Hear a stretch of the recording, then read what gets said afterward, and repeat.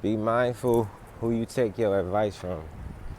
Um, whether it's your mom, your dad, your family, your friends, be mindful who you take your advice from.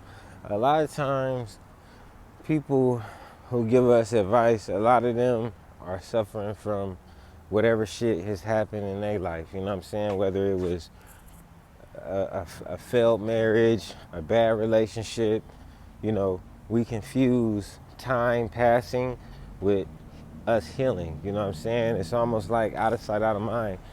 If that thing that causes pain or hurt ain't around us, then we confuse that with actually healing from things. And a lot of times, sometimes people we go to for advice give us advice from a tainted perspective.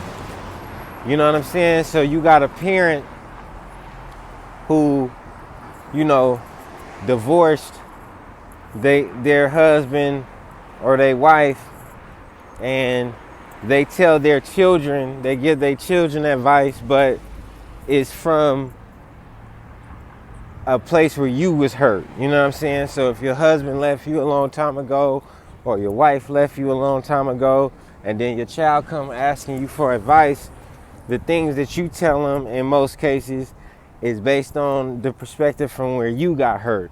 And the reason why I feel like that is dangerous is because just because your situation didn't work out doesn't mean you have to scare that other person from being in a relationship. So for example, me, I had a relationship that didn't go so well for me, right? And I was hurting and I was upset and I was in pain, right? But if somebody who I cared about asked me for advice on a relationship, I'm not gonna give them advice from my how I'm feeling, because it might be tainted, and that might the advice they ask for, they might be with somebody who they're supposed to marry. That might be their soulmate. You know what I'm saying? That might be they co-pilot in life, and I just scared them away from being with them because the advice that I gave them was from out of what hurt me. You know what I'm saying? We got to be careful who we take advice from, and sometimes that includes your parent. You know what I mean? I feel like every circumstance is different, and you know, some relationships end because your mate passed away. You know, they got sick, natural causes, they got killed, certain things like that.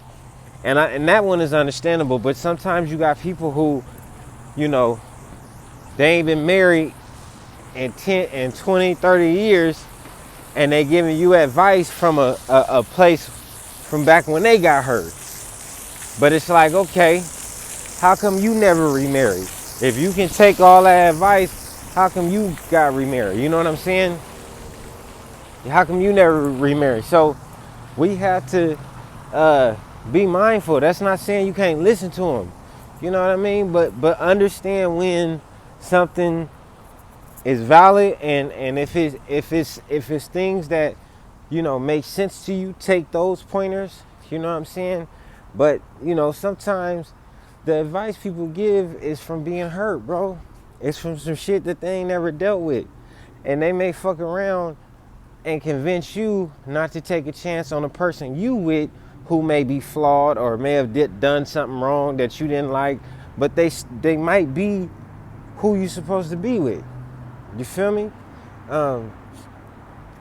People are flawed, man, and that's my next point. People are flawed, and in the times we living in, this whole idea of like perfection from social media, the images that we put out of ourselves, that we live a perfect life, this idea that the person that you gotta be with has to like everything that you like, has to have the same hobbies and interests that you have, and y'all can never have a disagreement. That a lot of that shit is fucking up our relationships, bro. We don't have this idea of family and being together and having a family unit, you don't there, especially out here in Cali, it's not a lot of people, men and women, who believe in that shit no more. You know what I'm saying? And it's for a lot of those reasons. And so my whole point about the taking advice really kind of like stems from this idea that we're going to end up with people that's flawed and they're going to make mistakes. You know what I'm saying? And I think that everybody, man and woman, should have their I can't think of the word, but like what's your zero tolerance, right? So when y'all come to relationships, you talk about the things that you have zero tolerance for. So like, I'm not gonna be cheated on. You're not gonna put your hands on me. You're not gonna, call me out my name. Whatever it is, make sure it's realistic and that the other person can agree to it. You know what I'm saying? But other than that, understand that the people that you with are gonna make mistakes. They're not gonna answer your phone call right when you call. They're not gonna respond right back to every text message. And we so goddamn finicky and scared of each other today that if somebody don't answer your phone, if your person that you with don't answer your phone call or text you back within a certain time, we start doubting the relationship. And then we go asking people for advice and they giving us advice based on what didn't go right with them.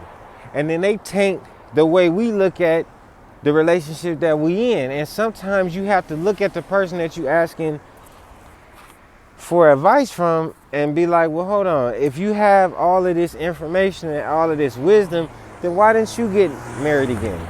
Why did you cut yourself off from love and cut yourself off from being in relationships? You know what I'm saying? If you have so much to say, you know what I'm saying? So be mindful who you take your advice from. Be mindful whose information you let, go into your psyche and before you make a decision about a relationship that you feel like you don't want to be in, ask yourself, is it something that's really violating my needs, or am I breaking up because this motherfucker didn't like my Instagram post?